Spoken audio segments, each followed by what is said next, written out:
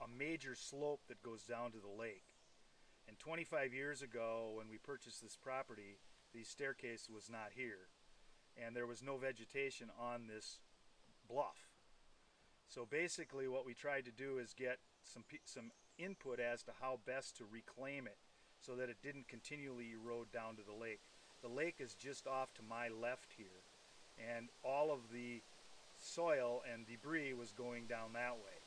So what we did is we went to the compost pile and we just started dumping leaves and compost down here, and shazam, what we got was a lot of vegetation. This tube that you see behind here, these are cedar trees that were planted this spring, and they're inside of those tubes because our friends the deer like to munch on them. So what we're trying to do is get some additional vegetation so that there's a little more biodiversity here with vegetation, so that there's more different kinds of trees growing here.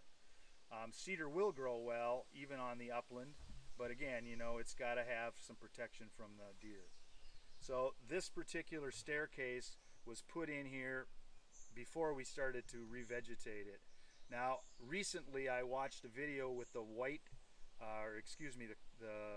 the Lake Association down by Brainerd, and they had large tracts of land that had huge bluffs on them, and what they used was slope stoppers, and basically it was made out of aspen in big blankets, and they wrapped compost in it and made a big long snake, and then pounded stakes into the bluff, and then they let it roll down the hill and it hit against the stakes, and then they planted it with native plants all the way up it.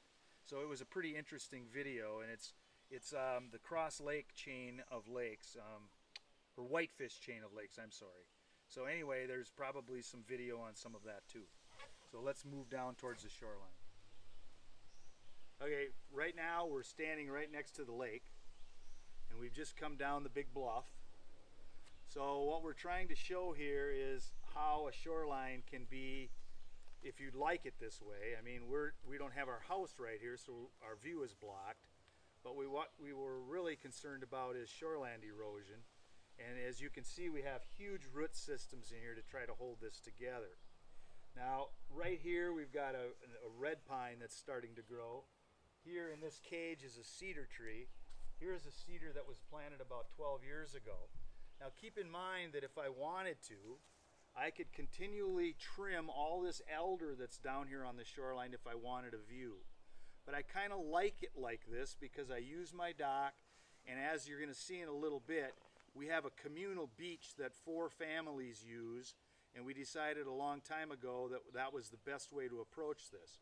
So our shoreline, it's perfectly fine for swimming out here, but the fact of the matter is that we've left the vegetation in order because of erosion that takes place from southeast winds. And we do get them from time to time out here. And I'll show you some willow wattles that we have down in the lake next. But all I'm trying to show you here is what a menagerie of vegetation can do, and there's really no nutrient that's probably going to get to the lake from this particular setup.